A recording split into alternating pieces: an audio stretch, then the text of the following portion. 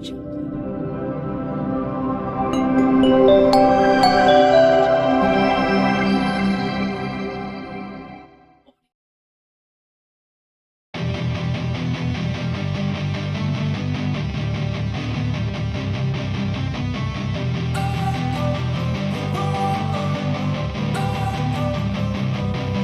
wanna sleep in, cause I got something to prove. I gotta take what I...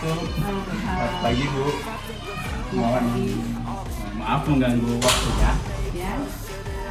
Berdiskusi untuk masalah-masalah tentang yang ada di sekolah yang dipimpin. Kebetulan kan Ibu sebagai kepala sekolah SD Negeri Palembang 2 ya.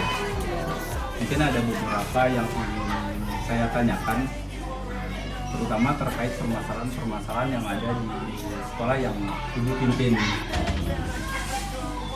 Mungkin selama ini ada beberapa mungkin identifikasi kasus-kasus yang merupakan ada dilema etika ataupun bujukan moral yang mungkin pernah dirasakan oleh Ibu sebagai pimpinan kepala sekolah di SD Negeri Pandeglang 2 ini. Iya. Yang saya rasakan itu ya pertama waktu diangkat ke sekolah ke sini ada beberapa masalah ya. Yang pertama waktu itu kan kita masih COVID ya, terus waktu itu ada rehab sekolah juga itu. Nah yang terutama itu tentang kekurangan guru. Jadi waktu itu kami guru PABP-nya kebetulan pensiun. Nah jadi saya menyikapi bagaimana caranya supaya guru yang pensiun itu tidak mengganggu proses pembelajaran di sekolah. Untuk itu kan kita harus mencari guru pengganti, sementara di secara regulasi, secara keputusan dari pemerintah kan tidak boleh mengangkat honorer. Cuma karena kebutuhan, akhirnya saya berkoordinasi ya dengan guru, dengan komite, bagaimana caranya supaya kebutuhan guru ini terpenuhi dan siswa tidak terbengkalai proses pembelajarannya.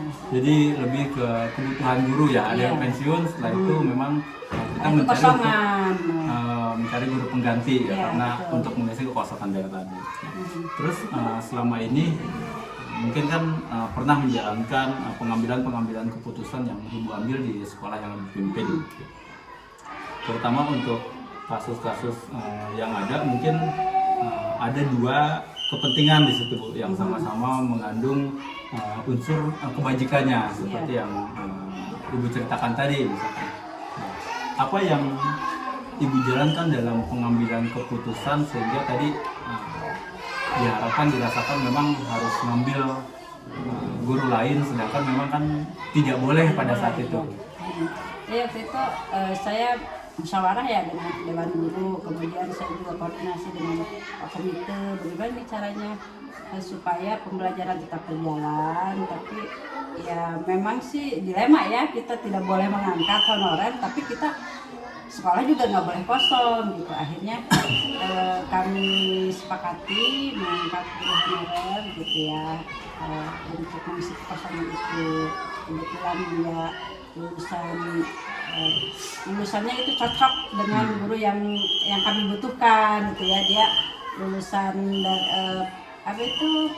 PAI juga gitu ya, SPDI, jadi kita ambil. Nah kata guru-guru ya udahlah gitu, ambil aja karena kita butuh ya. Kemudian kata Pak Komite ya silakan aja Bu, karena itu kan kebutuhan sekolah ya intern. Nah kalau untuk kesananya ya saya juga sebetulnya koordinasi ya, tapi kata yang atasan kita yang KJRI gitu ya, itu disesuaikan dengan kondisi sekolah saja. Cuma memang masalahnya dia tidak boleh masuk narkotik dulu gitu. Jadi ya itu sudah diberitahukan ke guru tersebut yang akan mengisi kekosongan bahwa dia bekerja di sini, tapi untuk sementara waktu tidak bisa masuk narkotik.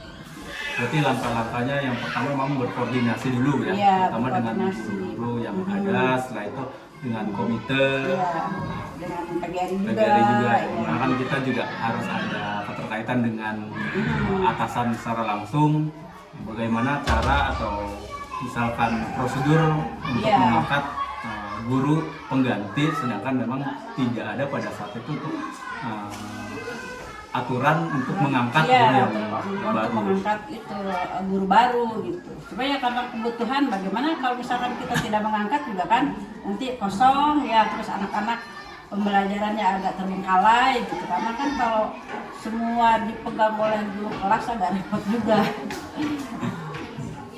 Untuk ini kira-kira hal apa saja yang menjadi tantangan pada saat memang pengambilan keputusan yang didasari oleh dilema etika. Jadi ya sebetulnya kita ya ada perasaan gimana ya, kan kita melanggar nih, melanggar aturan tuh ya, tapi ya karena ini kebutuhan akhirnya ya sudahlah, paling kita mensiasati bagaimana caranya supaya guru ini dia bekerja di sini, tapi dia juga mendapatkan ya namanya apa maksudnya upah ya, bekerja gitu. Nah, seperti itu. Jadi kalau secara moral mah ya kita tidak enak karena aturannya harus seperti itu gitu. Jadi ya itu paling ya kita musyawarahkan dengan guru bagaimana supaya ini untuk semuanya berjalan dengan baik gitu. Tetapkan kita juga sebagai guru atau sebagai pimpinan kan merasa kasihan ya, Iya. kalau misalkan memang dia tidak mengajar tanpa mendapatkan honor atau misalkan gitu seperti itu. Kira-kira selama ibu memimpin di sekolah ini ada tidak jadwal atau memang misalkan dijadwalkan pada saat ada permasalahan, nah itu misalkan ada jadwalan khusus gitu untuk menyelesaikan atau pengambilan solusinya? Sepertinya nggak ada ya, tapi kita paling ya situasional aja. Kalau misalkan itu dibutuhkan ya kami mengadakan rapat gitu bersama guru. Kalau jadwal khusus mah tidak ada. Nah di sini terus apakah misalkan ada orang-orang atau misalkan ada faktor-faktor tertentu yang dapat membantu ibu pada saat menyelesaikan ada permasalahan di sekolah? Lebih ke ini ya, apa sih, bekerja sama dengan guru gitu, terus kemudian komite gitu. Jadi kalau untuk menyelesaikan masalah itu kita lebih bekerja sama dengan guru dan komite. Nah, terima kasih Bu. Nah, dari semua yang sudah Ibu ceritakan dari pengalaman, terima kasih banyak sudah bisa menceritakan permasalahan yang ada di sekolah Ibu. Mungkin dari cerita-cerita atau pengalaman Ibu, nah di sini pembelajaran mungkin yang bisa diambil kira-kira dari solusi permasalahan Ibu di sekolah yang Ibu pimpin itu apa Bu? Jadi ini ya, kita itu harus membina hubungan yang baik ya antara pimpinan dengan guru. Kalau itu terjalin dengan baik, kesulitan yang ada di sekolah itu bisa kita selesaikan secara bersama-sama. Jadi keadaan sekolah juga kondusif, kita juga bekerjanya enak. Kalau misalkan kita ada keterkaitan apa itu kekeluargaan ya dengan guru itu, jadi lebih membangun kekeluargaan dengan guru. Kita apa itu setiap permasalahan kita selesaikan secara bersama-sama gitu.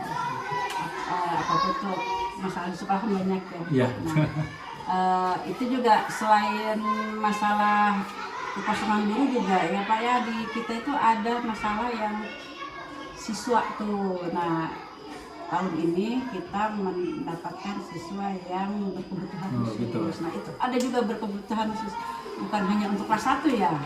Jadi untuk kelas tinggi juga ada. Jadi dia sudah kelas tinggi tapi membacanya itu ya masih agak sulit gitu tuh. Itu saya juga paham apa itu memang dia itu faktor dari dalam gitu ya, karena kalau guru kan kita sudah berusaha ya semaksimal mungkin, tapi masih saja ada yang seperti itu satu yang berkebutuhan itu yang kesulitan belajar itu ya. Nah, yang kedua itu siswa yang berkebutuhan khusus itu yang mohon maaf nih Pak ya, matanya itu agak kelainan. Gitu. Tapi masih bisa melihat.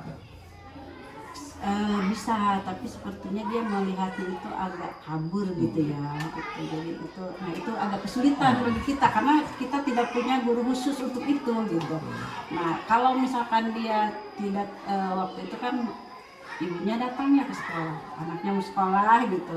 Terus bagaimana karena keadaan seperti ini, kemudian ya mau sekolah ke yang sekolah SLB itu agak jauh jaraknya kan 3 kilo 4 kilo gitu ya. Sementara keadaan keluarganya juga itu kan di bawah garis kemiskinan. Jadi ya kami terima siswa tersebut gitu, walaupun ya agak kesulitan cara memberikan pembelajaran ya ke anak tersebut. Nah, untuk dari misalkan ada aturan-aturan tersendiri mungkin dari kita terkait penerimaan siswa yang mungkin berkebutuhan khusus ya seperti yang Ibu sampaikan itu, kira-kira ada tidak aturannya gitu untuk SD itu menerima siswa-siswa yang memang berkebutuhan khusus? Ada itu ya waktu ada itu kan nantinya itu masuknya ke pendidikan inklusi gitu ya.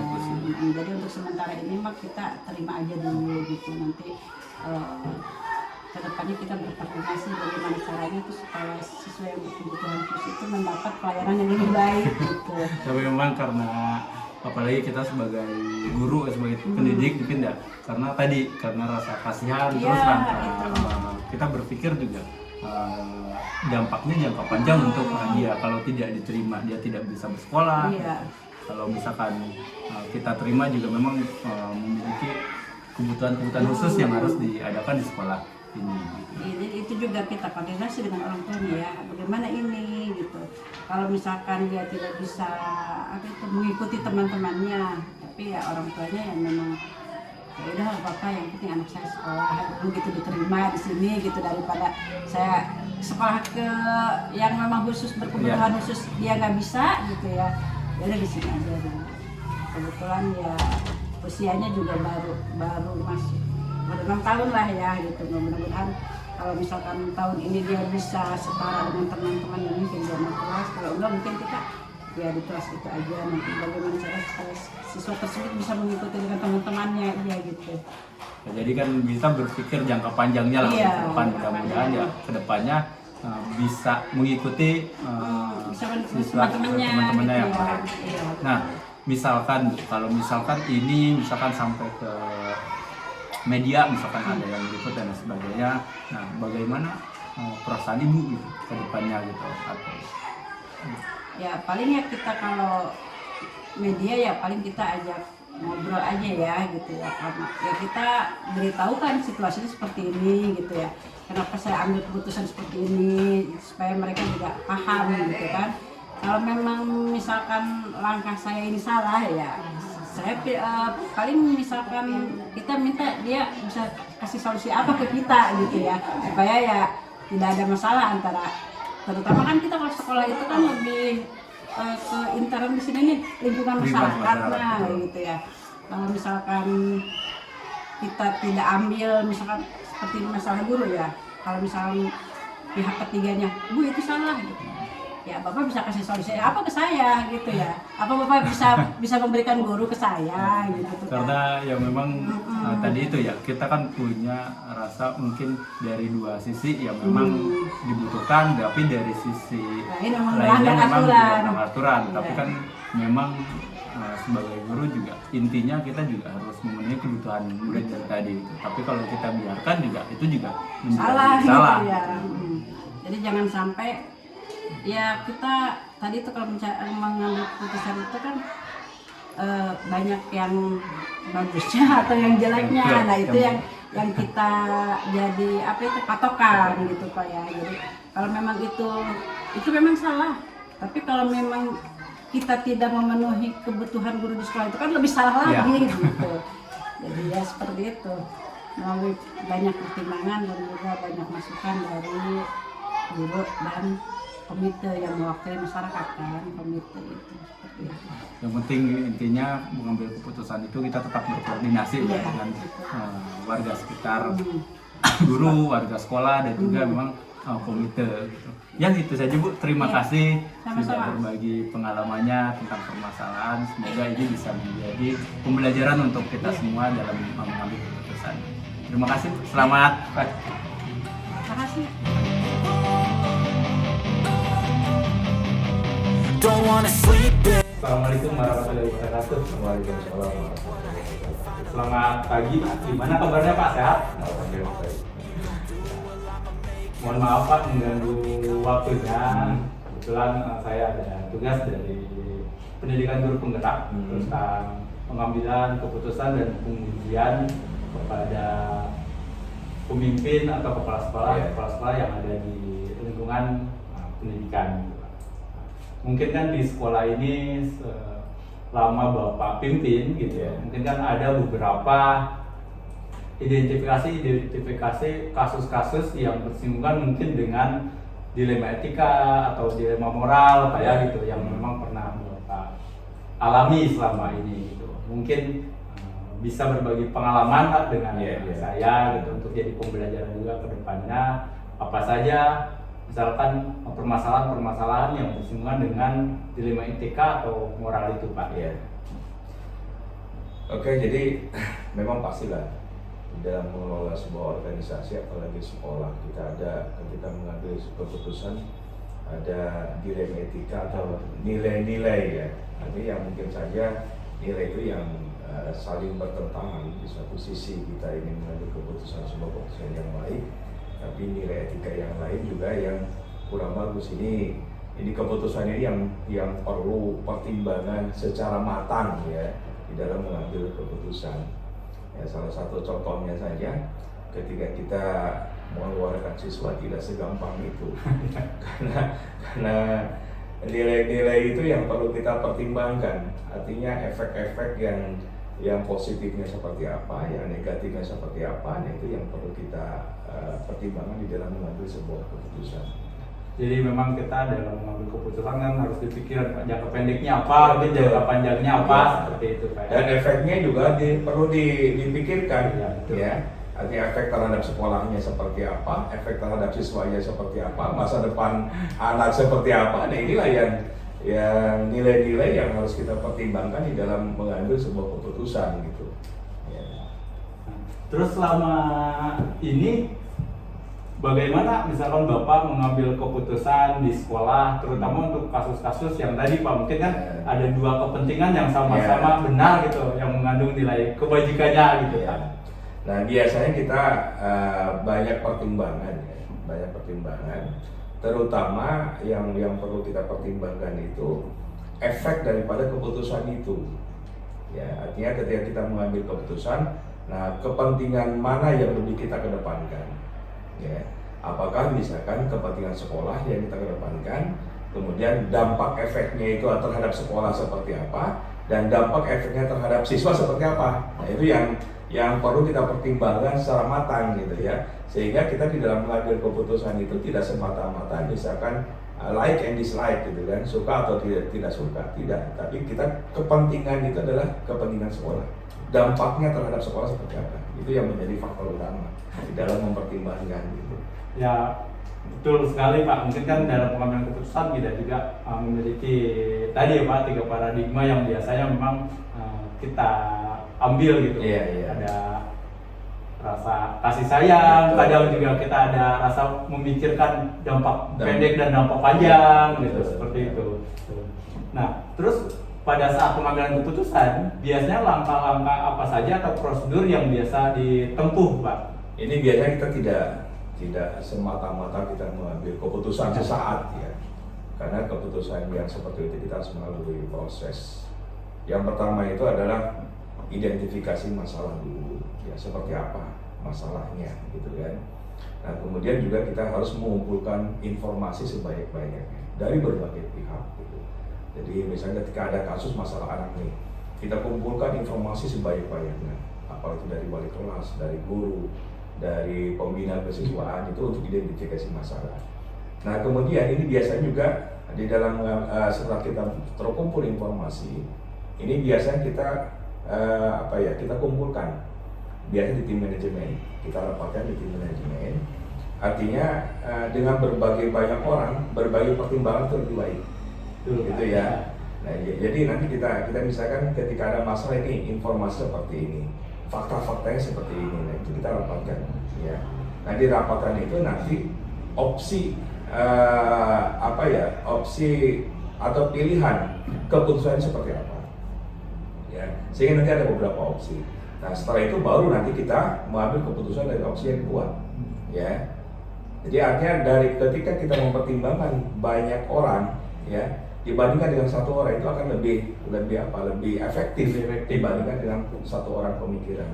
Nah barulah nanti setelah itu diambil sebuah keputusan terhadap masalah tersebut gitu.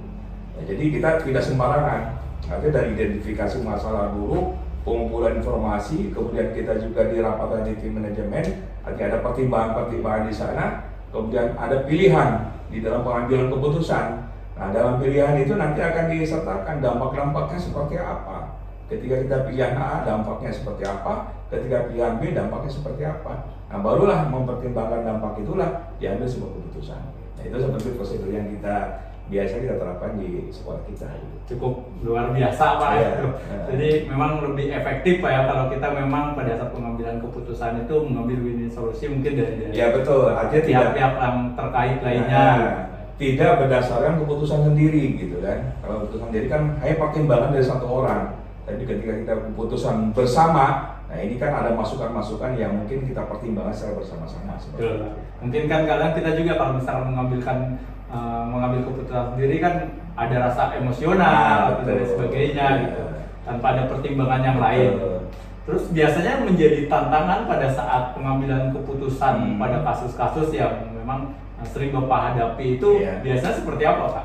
Nah ini biasanya ketika dampak itu ya, artinya ketika setiap pengambilan keputusan itu pasti ada efek, ya, baik itu efek positif maupun efek negatif.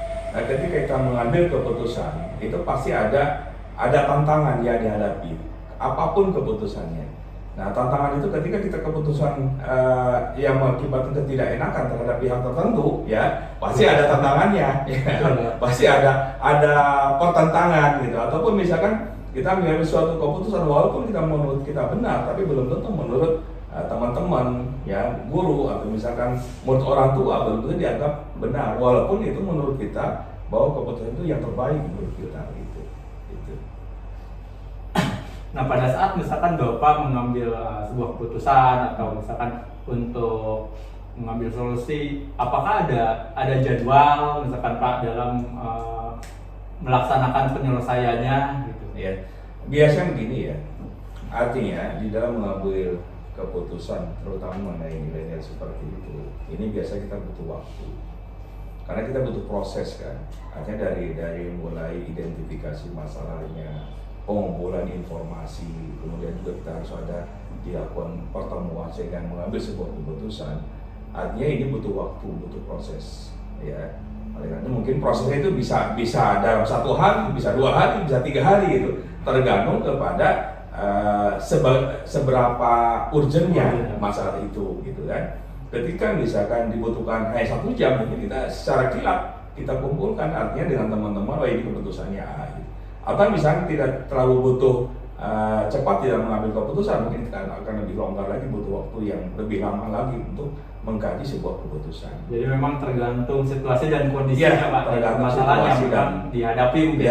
Betul. Kalau memang misalkan urgent, misalkan diambil dalam waktu singkat ya memang kita ambil dalam waktu singkat. Tapi memang kalau misalkan butuh proses yang agak panjang, mungkin ya pengambilan keputusan juga agak panjang juga gitu biasanya. Nah itu ya seperti itu. Artinya tidak bisa dijadwal misalkan 2 hari atau 3 hari, tidak seperti itu. Artinya berdasarkan memang kebutuhan daripada masalah. Pada saat pengambilan keputusan mungkin ada masukan-masukan atau faktor-faktor atau misalkan ada orang tertentu yang selama ini dapat mempermudah ataupun membantu Bapak dalam pengambilan keputusan Pak.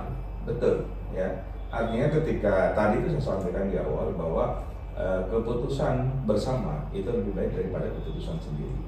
Artinya pertimbangan-pertimbangan dari berbagai hal itu setiap orang kan punya pemikiran masing-masing. Nah itu kita persamakan dulu di sana sehingga efek negatifnya itu lebih rendah dibandingkan dengan keputusan sendiri. Nah, oleh karena itu biasa kita ada tim. Artinya tim ini sesuai dengan kebutuhan.